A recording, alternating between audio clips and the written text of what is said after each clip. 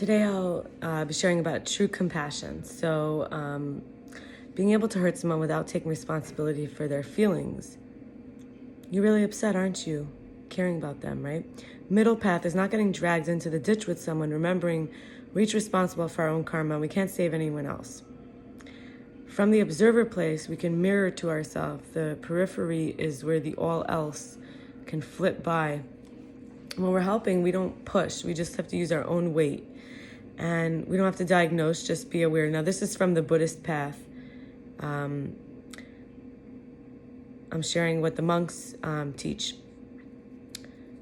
Obviously, this can be found in Judaism, everywhere else you look, but this is where I learned it on my journey. Helping is don't push, just use your own weight. Don't diagnose, just be aware. And don't try to fix, but also don't turn away instead. Just be with the person, that's enough. No imagined, imaged goal or destination that we're trying to reach. There's a there versus a here idea.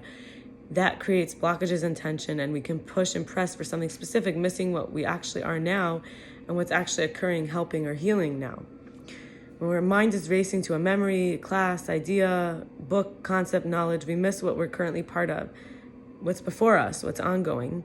And there's an over-eagerness that can be actually a kind of a hindrance and a tension and prevents figuring it out. There's a goal, which is to have full empathy without taking on the suffering of another in a guilt or an anxious helping. If we see this glass already broken, when it breaks, you won't suffer. Everything comes in shades, and life transits, periods are all mixed up.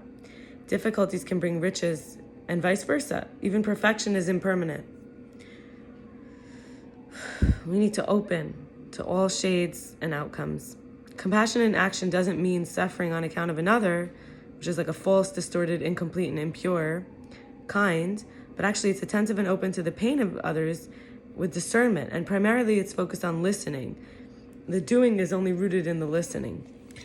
And I wanted to share that I gave an example of how at my birthday I wrote down that I chose to give blessings. So in honor, this is what I wrote to people.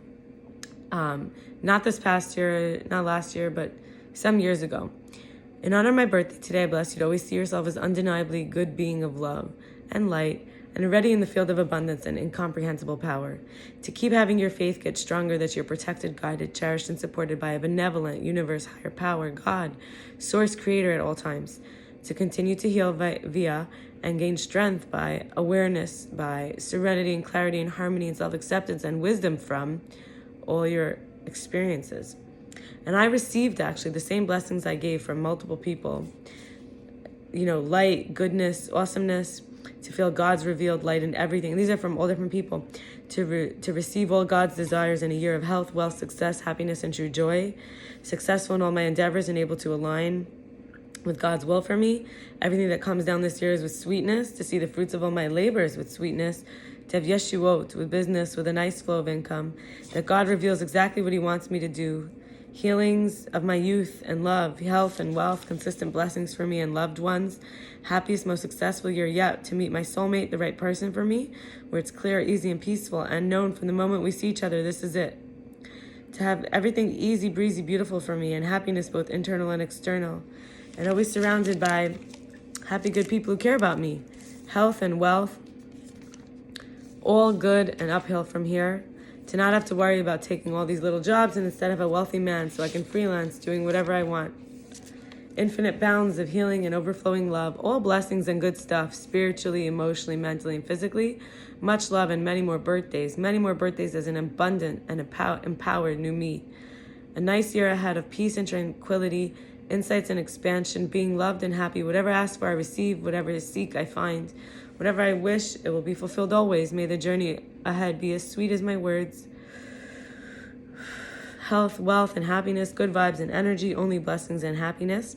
All the most wonderful wishes to share only good things always and continue in the self-journey.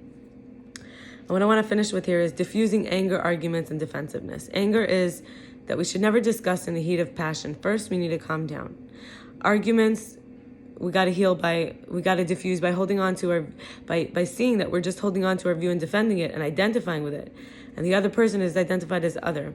And So calm clarifying is to ask for more info and gives time to dampen arousal and plan a strategy. Now, this was given to me by a man named Benjamin, who I was very close with many years ago as a friend, even as a partner for some time.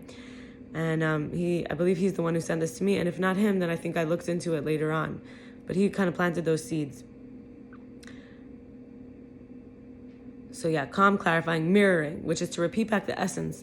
The other can hear the impact. They don't need to keep fighting to be heard and understood. The content to process shift. We can ask for a pause and discuss how the conversation can improve and focus on a process of how we're communicating.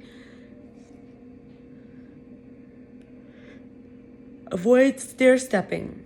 Don't raise voice and lower voice instead of trying to be louder. There's another tactic, which is to agree in the fact or principle. Take the wind out of the other's sails of like, they have to prove. Model a relaxed posture is to utilize the impact of body position and gestures to influence how the other reacts.